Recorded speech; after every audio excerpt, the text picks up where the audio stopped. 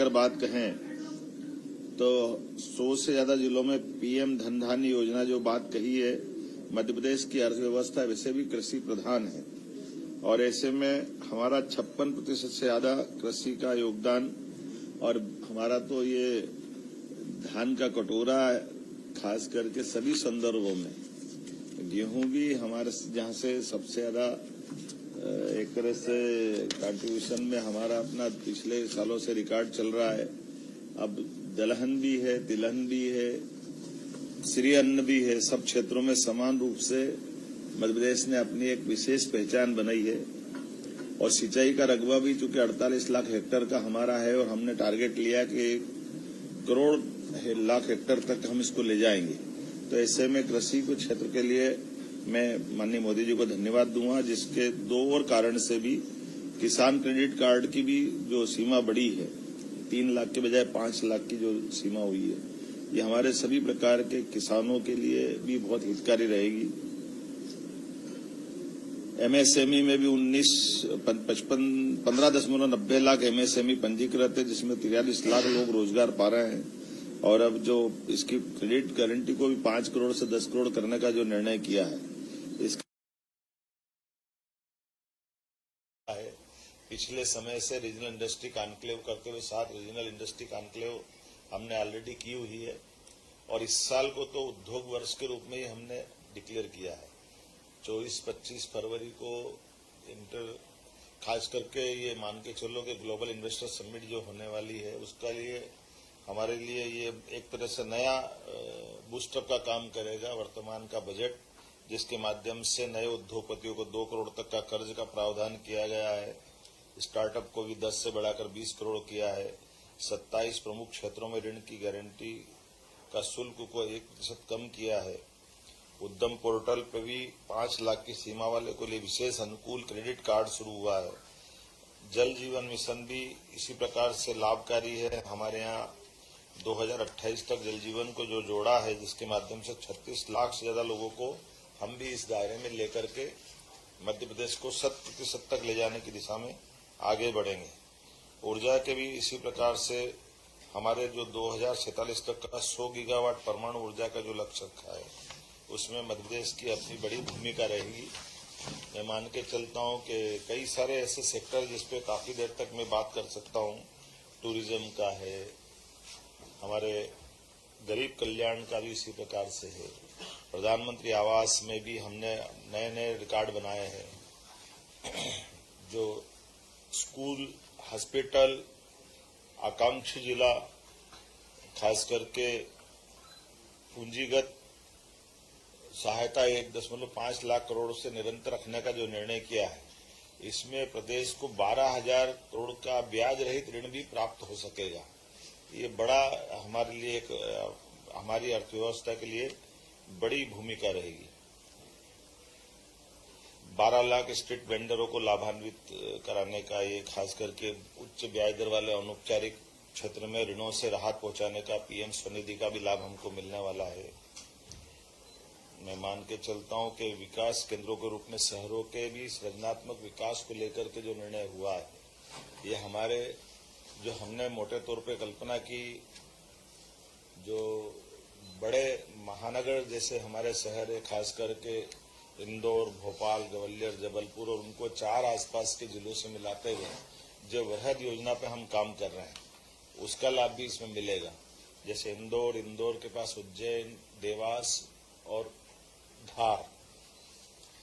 इसी प्रकार से राजधानी वृहद परियोजना में हम भोपाल, विदिशा, सीहोर, रायसेन, इनको जोड़ करके उसका प्लान कर रहे हैं। मैं उम्मीद करूंगा कि एक खासकर हमने भी अच्छे से तैयारी की है। इसी प्रकार से स्नातक एवं स्नातकोत्तर चिकित्सा महाविद्यालयों की संख्या भी हमने जो बनाई है, उस बढ़ी हुई संख्या में लगभग 17 हमारे पास गवर्नमेंट मेडिकल कॉलेज है, 13 प्राइवेट मेडिकल कॉलेज है, लगभग 30 मेडिकल कॉलेज आज हमारे प्रदेश में विद्यमान है, जिनका लाभ मिल रहा है। और भविष्य में 2 साल के अंदर अंदर लगभग हम वापस अपने स्तर पर 25 मेडिकल कॉलेज फिर ला रहे हैं। तो स्वाभाविक रूप से ये जो मेडिकल को लेकर के जो 75,000 सीटों का प्लान किया है आगामी 5 वर्ष के लिए, एक तरह से मेडिकल चिकित्सा का और मेडिकल का ये हब बन जाएगा मध्य प्रदेश। इसी प्रकार से जिला चिकित्सालयों में डे केयर कैंसर केंद्रों की बात कही है, तो चूंकि मेडिकल कॉलेज ही हमारे लगभग 52 हो जाएंगे प्रदेश भर में, बात का गर्व है। बहुत कम राज्य सरकारें होगी जिनने एक तरह से माननीय प्रधानमंत्री जी की मूल भावना जो ज्ञान के रूप में से आ रही है, गरीब,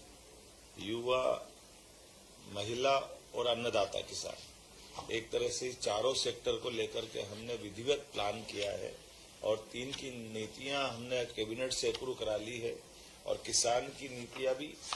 इसी माह होने वाली। जब तक ग्लोबल इन्वेस्टर समिट होगी उसके पहले किसान आधारित नीतियों को भी हम अपने सरकार के प्रमुख एजेंडे में लेकर आएंगे। इस स्थान पर कई सारी कंपनियां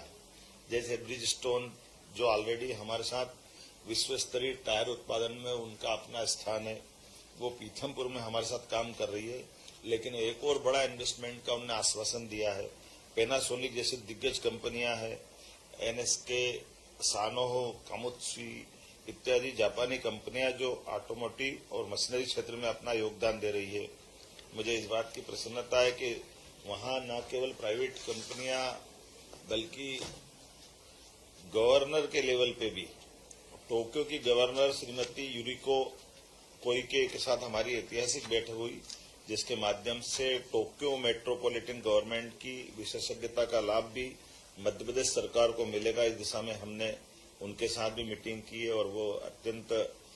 प्रसन्नता के साथ मध्य प्रदेश से जुड़ करके बात कर रही है। उनने हमको निमंत्रण भी दिया है कि एक उनके यहाँ इन्वेस्टर समिट टाइप का कार्यक्रम हो रहा है, तो आप अपने दल को भेजिए। आपको बताना चाहूंगा कि वहाँ गवर्नर मतलब एक तरह से जैसे हमारे यहाँ सीएम अपनी सरकार चलाते हैं, मोटे तौर पर वहाँ की परंपरा में गवर्नर वो इलेक्टेड होते हैं, आम जनता उनको चुनती है, तो स्वाभाविक रूप से वो लोकल सरकार की तरह, सरकार के मुखिया की तरह काम करते हैं। और एक खास बात ये भी है कि टोक्यो की विश्व की सबसे विकसित महानगरीय अर्थव्यवस्था में से एक है, जिसके अकेले उसकी सकल घरेलू उत्पाद $1 ट्रिलियन का टोक्यो का है। अर्थात उनकी आर्थिक ताकत बताने का प्रयास कर रहा हूं, आपको शायद ध्यान में आएगा। उनके साथ हमने इंदौर, भोपाल में मेट्रो रेल प्रौद्योगिकी, स्मार्ट सिटी समाधान, जल प्रबंधन, कचरा प्रबंधन से लेकर के कई सारे क्षेत्र में और खास करके मेट्रोपॉलिटन गवर्नमेंट की विशेषज्ञता का लाभ भी हमको मिले, इस दिशा में हमने काम किया है। टोक्यो के विकास मॉडल पर भी विस्तार से बात हमने कही है। जापान के विदेश मंत्रालय में उच्च स्तरीय वार्ता हुई, जिसमें उनके उपमंत्री श्रीमान हिसाशी